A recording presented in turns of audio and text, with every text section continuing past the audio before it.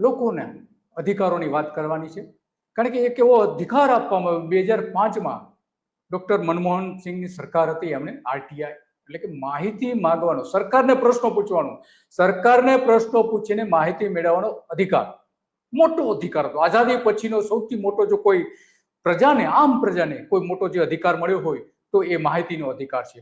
તો એ માહિતીના અધિકારના સંદર્ભમાં ગુજરાત સરકારને કેટલીક સૂચનાઓ, ગુજરાત માહિતી કમિશનરને કેટલીક સૂચનાઓ, આરટીઆઈ કમિશનર જે છે એમને આદેશો સુપ્રીમ કોર્ટે કરેલા છે 1 વર્ષ પહેલા. તો એનો અમલ હજુ થતો નથી.